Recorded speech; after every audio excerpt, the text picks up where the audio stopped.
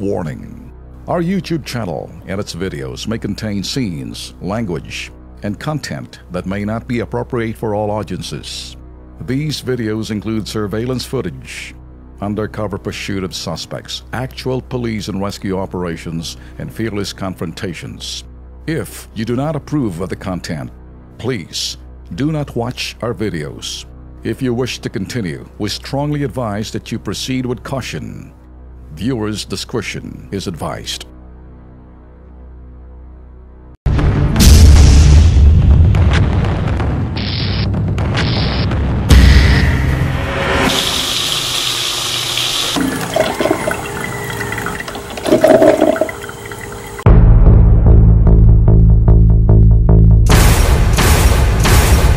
Iisang reaksyon ng isang individual kapag nalanghap ang bagay na pamilyar.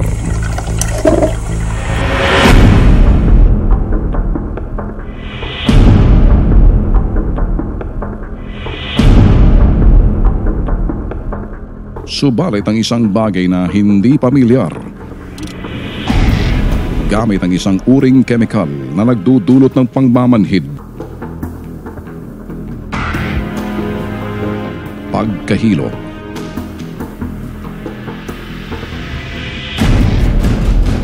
at pagkawala ng malay ng biktima. May sa katuparan ng isang modus operandi sa loob ng taxi. At ang suspect sa likod ng krimen ay ang tsuper ng taxi.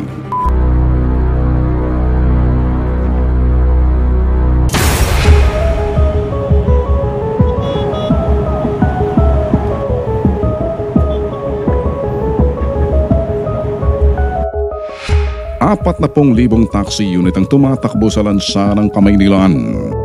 Mahigit 13,000 ang taxi operators na nagmamayari ng prangkisa. Walang malinaw na statistika ang LTFRB sa mga kolorom na taxi na pumapasada sa Kamaynilan.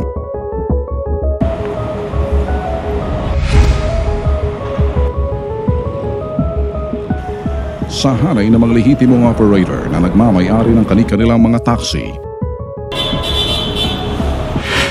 maging ang mga may-ari ng mga kolorom na taxi na pumapasada sa Kamaynilaan,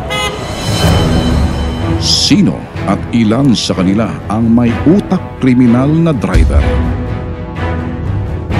para isagawa ang krimen. Ang target ang kanilang mga babaeng pasahero at ang oras na isagawa ang modus nito sa gabi.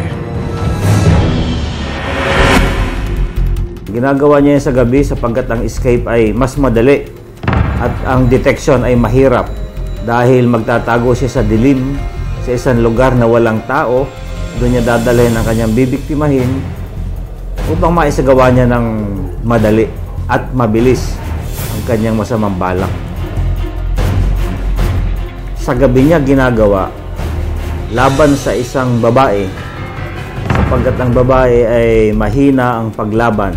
Yun ang pangkaraniwang paniniwala. Hindi gaanong nag-iisip ng kanyang kaligtasan, hindi nagdududa sa mga taong gagawa sa kanya ng masama. Sa hanay ng mga kolorom itinuturo ng mga otoridad, dito madaling makapasok ang mga utak kriminal na may pagnanasang isagawa ang krimen. Common case nito, kolorom eh. Wala naman gumagawa nito ng legitimate na nag-ooperate. Hindi mo sila maglalakas loob kasi alam nilang penalty nito. Maaaring mawalan sila ng prangkisa. Napakahirap kung kumuha ng prangkisa sa LTFRB. Kung minsan naman, hindi lang kolorom. Kung minsan ginagawa nila ng kambal na sasakyan o triple pa. Kinokopya nila ang lehitimong taxi at pinalalabas nila yung kanilang taxi ay lehitimo upang makapagbiktima din. At ang dahilan ay upang makatakas sila, hindi sila makilala. So ang detection saka ang arrest ay nagiging imposible. Nakaka-alarma no, yung mga ganyang insidente, hindi normal. At baka kumisan nawawala na ng tiwala sa atin ng mga publiko sa otoridad. Kaya talagang na-alarma kami sa mga reports na ganyan, lalo na pag taxi. Alam nyo, public conveyance to. Base dito sa huli naming tala, tumaas ng mga malaking porsyento. Kasi yung bago naming statistics ngayon, kinuha na namin yung buong Pilipinas. Kasi dati, kung ano lang yung dire-report sa amin, yun lang ang aming statistics. Ngayon kasi all over the Philippines na. Sa gabi, ang oportunidad at ang instrumento ng krimen, isang uri ng chemical.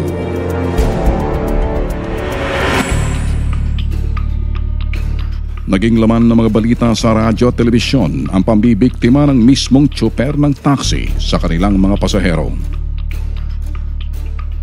Kami ho nagbibigay ng babala sa mga lahat ho ng sumasakay ng taxi. Itong insidente na ho ito ay pwede mangyari sa inyo kapag medyo nakaramdam ho kayo right away. Write us down. Simula noon, nag-umpisa ang modus na ito, hindi matukoy ng mga otoridad kung anong chemical na ginamit. Nagka-interes ang bitag na mag-imbestiga para hanapin at matukoy ang nakakabahala at delikadong chemical na ginagamit bilang instrumento sa krimen na ito. Inumpisahan ng bitag ang pakikipag-ugnayan sa mga dalubhasang doktor sa larangan ng medisina. Pag nag-o-opera kami, meron choice ang pasyente, no? Whether gising or tulog. Kapag gising, then we put in local anesthesia. Pag gusto niyang tulog, it's either we give intravenous anesthesia, dadaan sa ugat, o kaya yung inhalation anesthesia. It's chlorine-based. Chlorine gas, very toxic ang chlorine gas eh. And dinadilute nila yon ng inert gas. Inert gas can be nitrogen o basta hindi oxygen. Ang chloroform is actually used for medical purpose para sa anesthesia. Pero yun nga, ina-apekto ang nerve system mo saka function ng brain mo. Ang stages niyan, ang una, yung pasyente, drowsy. Pagka dinagdagan mo, pupunta sa stage na magiging lethargic. Lethargic, parang hindi na makagalaw at kahit na nagigising mo, talagang inaantok-antok na, hindi na siya makareact. Okay? Then, ang susunod na stage doon, yung tinatawag nating stupor. Okay? Stupor, halos hindi mo na ma-stimulate. Pero yung pinakamalala, yung stage ng comatose. Yun ang mga paraan para magawa mo yung procedure na yung pasyente walang maramdaman at the same time, tulog.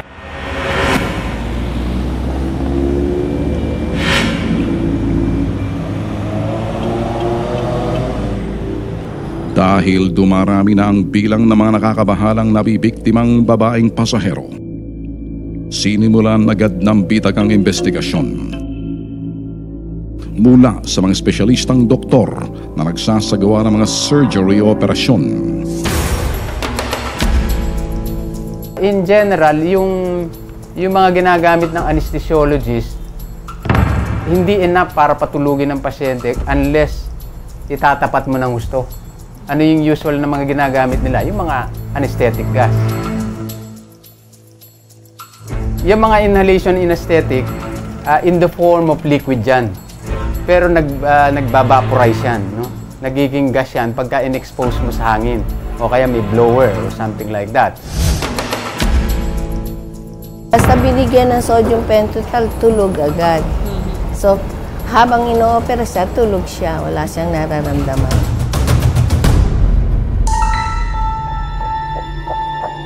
Isa mismong doktor ang muntik ng mabiktima ng ganitong krimen.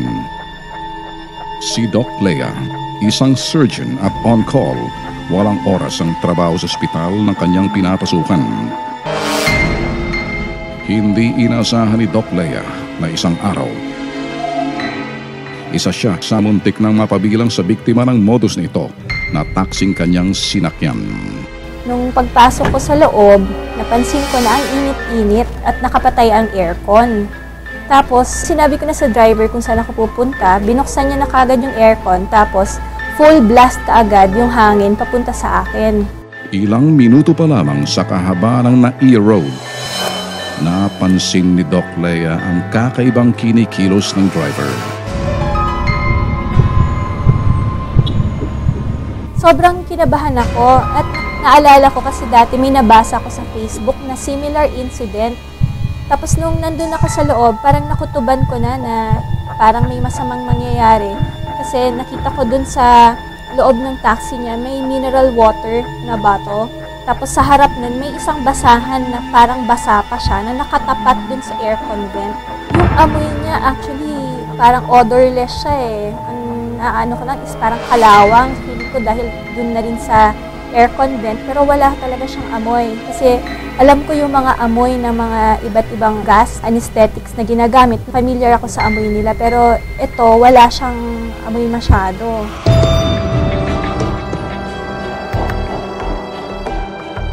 Bigla akong nahilo. Tapos parang lightheaded ako nun. Tapos parang nandidilim yung paningin ko. Bigla na lang parang nanghina na ako.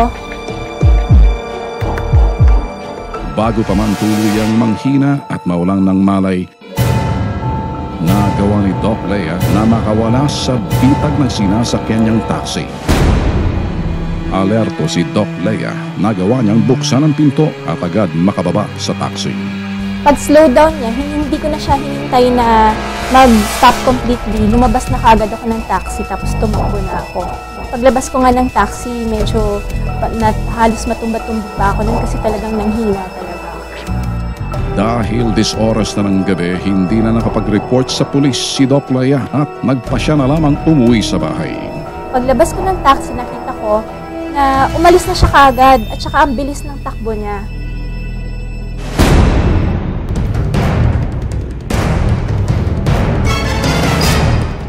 Si Joanna, isang executive secretary.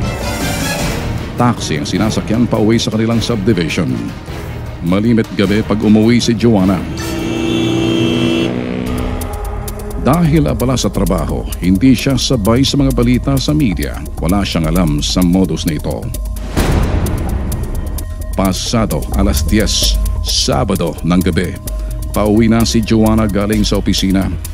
Wala siyang kamalay-malay na ang taxi na kanyang masasakyan, isa palang bitag ng isang utak kriminal na driver gamit ang isang uring kemikal. Sa kahabaan ng University Avenue sa Diliman, Quezon City, nagsimula ng makaramdam ng kakaiba si Joanna. Feeling ko nanghihina ako, lantang-lanta ako, ganyan, unti-unti, tapos parang inaantok, na nagnanumb na yung katawan ko, particularly yung sa baba. Binuksan ko yung bintana pero nanghihina na talaga ako noon. Lerto si Joanna. Nasa loob na mismo ng subdivision tinitirhan si Joanna at kanyang taxing sinasakyan. Yung driver, palinga-linga siya sa daanan namin. May malay pa rin naman ako, so nakikita ko naman na pinasok sa subdivision. Hinatid naman ako, pero lampas dun sa bahay namin. Yung madilim na area na malayo na sa bahay namin. Bagamat hilo at nanghihina na, nagawa pa ni Joanna ang bumaba ng taxi patungo sa kanilang bahay. Naalerto ang magulang ni Joanna. Nung inakay nila ako papasok sa loob ng bahay, yun nawalan na ako ng malay, nahimatay na ako, hindi ko na alam yung mga nangyari. Basta't natatandaan ko sa taxi, yun lang, wala naman ako na amoy, pero nanghihina yung katawan ko, nanginginig ako na nanlalamig, nanlalambot. Di tulad ni Doc Lea at Joanna, si Jessie, isang guro, minalas na biktima siya ng krimeng ito. Gabi, pagkatapos mag-withdraw ng pera sa bangko, sa kanto ng Delta Avenue, pumara ng taxi si Jessie papuntang UST.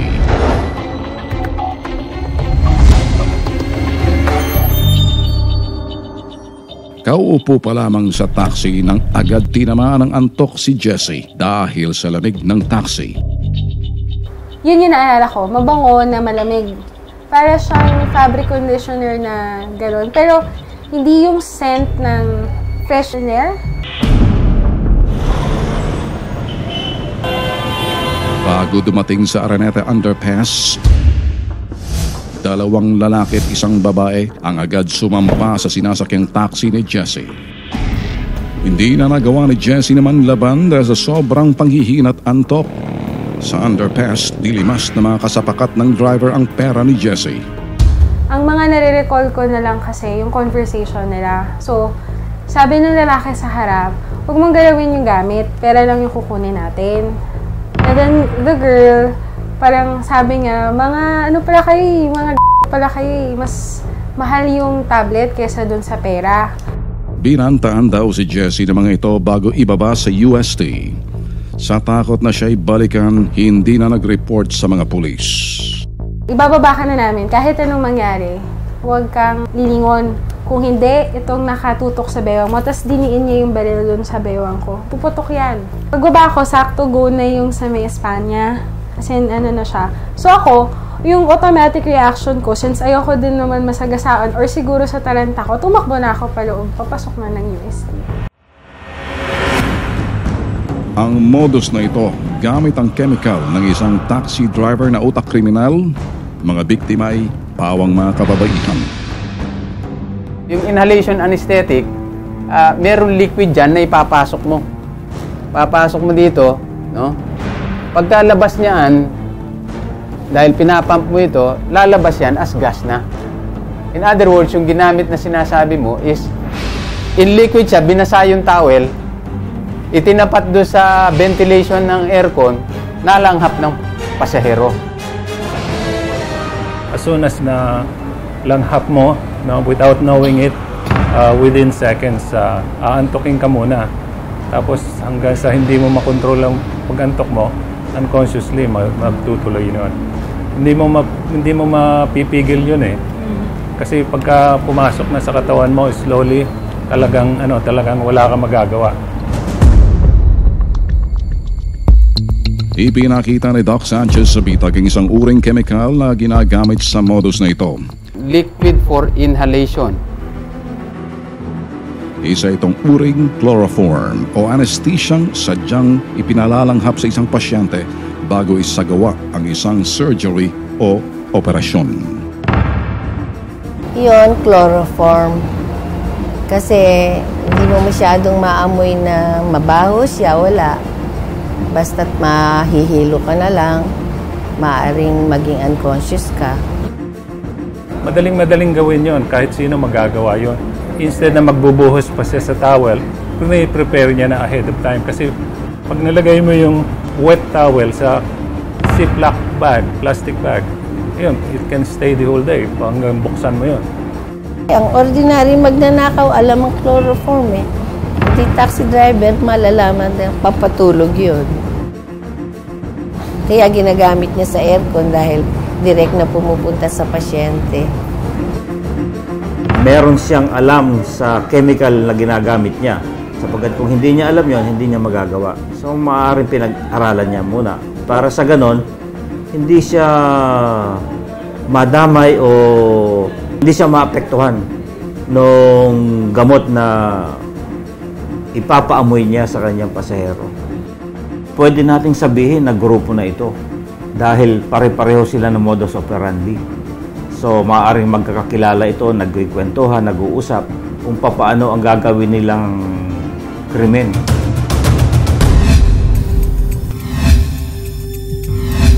Sa naiulat na 7 insidente ang pambibiktima ng utak kriminal ng mga taxi driver sa kanilang mga pasaherong babae.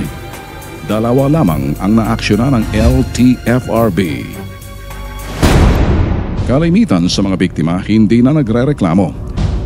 Trabaho ng mga alagad ng batas ang pag-iimbestiga sa mga ganitong uring krimen. Trabaho ng LTFRB ang pagbibigay lamang ng prangkisa.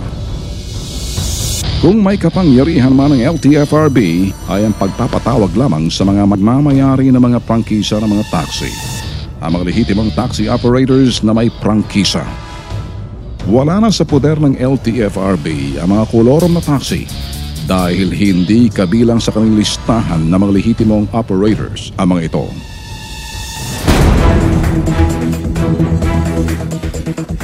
Matapos mapag-alaman ng bitag kung anong uring kemikal ang gamit ng utak kriminal ng mga taxi driver sa modus na ito. Our job is to challenge kung paano tayo makakuha ng sinasabing chemical na yan gamit ng, ito yung sinasabi nating instrument for the modus. If you have the desire to commit, you have the opportunity to commit all elements, mapapatunayan natin. Di ba? So ngayon, the challenge is to get yung chemical na yan, na I don't know kung bakit available yan kahit sino. Subukan natin kung sinong Tom, Dick, and Harry, kahit sino Juan de la Cruz pwedeng bumili yan.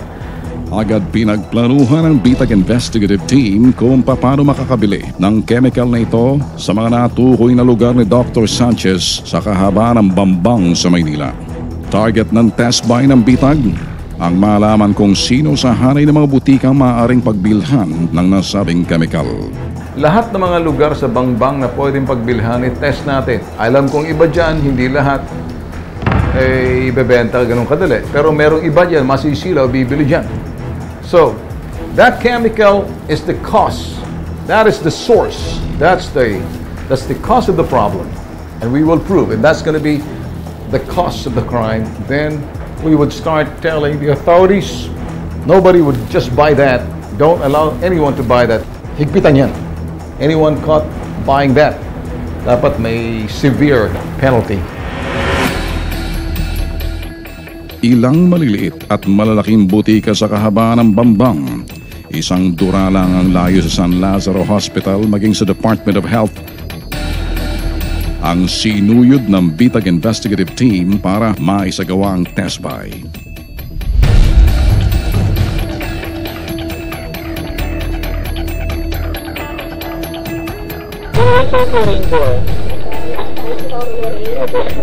Hindi nakabili ang mga Bitag undercover sa mga butika na una nilang pinagtanungan dahil wala sila nitong nasabing chemical.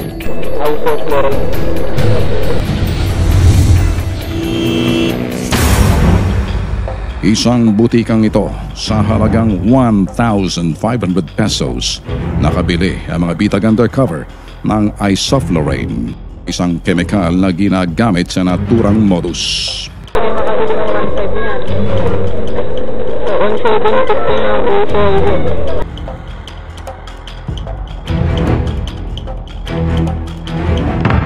Makalipas ang kalahating oras, isang Bitag undercover muling bumili ng nasabing chemical sa parehong butika na nauna nang nabilhan.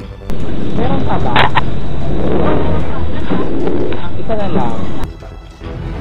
Ang isoflurane ay isang regulated chemical na ginagamit lamang sa pangangailangan ng mga dalubhasang doktor at ginagamit ito sa mga operating room ng mga ospital o klinika. Dangerous o mapanganib ang chemical na isoflurane kapag napunta sa kamay ng mga utak kriminal na alam kung paano gamitin at gawing instrumento sa kanilang krimen. Kinagabihan, sinubukan ng mga Bitag undercover na bumili ng isoflurane sa isang malaki, reputable at kilalang butika. Hinanapan ng pharmacy assistant ng reseta ang Bitag undercover. Nakareseta po ba yan? Unitis po po eh. Unitis lang. Nakareseta yun. Madala naman yun.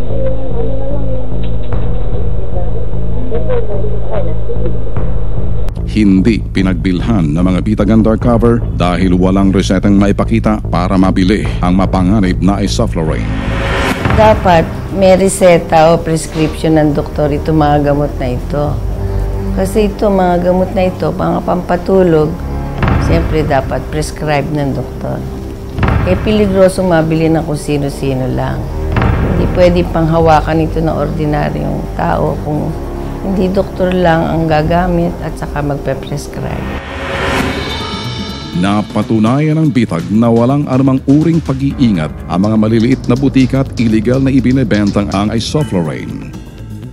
Isang delikadong chemical na ginagamit ng mga utak kriminal na taxi driver.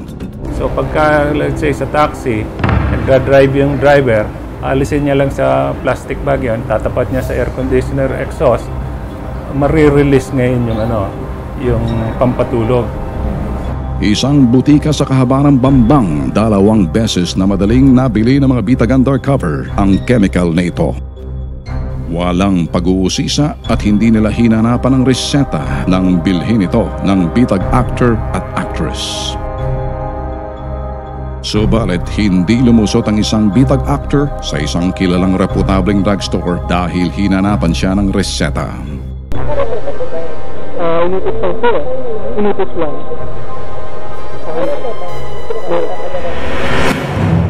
Ayon sa Food and Drugs Administration or FDA, tanging mga representante ng mga ospital at mga doktor lamang ang maaaring makabili ng nasabing gamot na anesthesia. To administer it, it will be under a doctor for a clinical use. Paglilinaw ng FDA, tanging sa medical procedures o pag-oopera ng tao lamang ginagamit ang anesthesia. Hindi ito dapat pinag-eksperimentuhan. Hindi yan ang approved use ng FDA. Kasi clinical lang sa atin. When it comes to anesthesia, clinical siya. So meaning may gusto kang imanhid sa parte ng katawan kasi may gagawin kang procedure. Maaring matanggalan ng lisensya ang butikang mapapatunayang nagbebenta ng nasabing kemikal sa mga ordinaryong tao ng walang reseta. Yung magdi-distribute, dapat may lisensya sa atin. Tapos yung produkto, rehistrado sa atin. Then the hospital would use it for their own clinical use.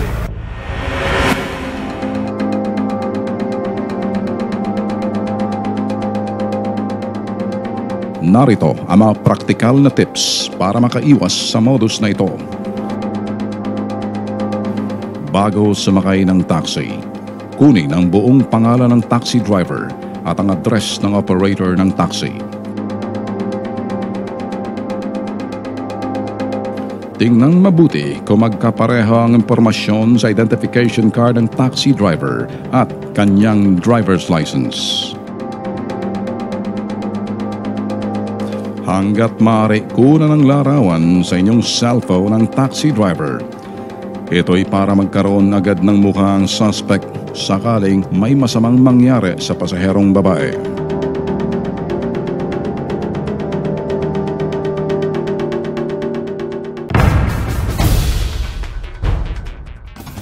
Tandaan, hawak ng mga sindikatong taxi driver ang instrumento para isagawa ang krimen.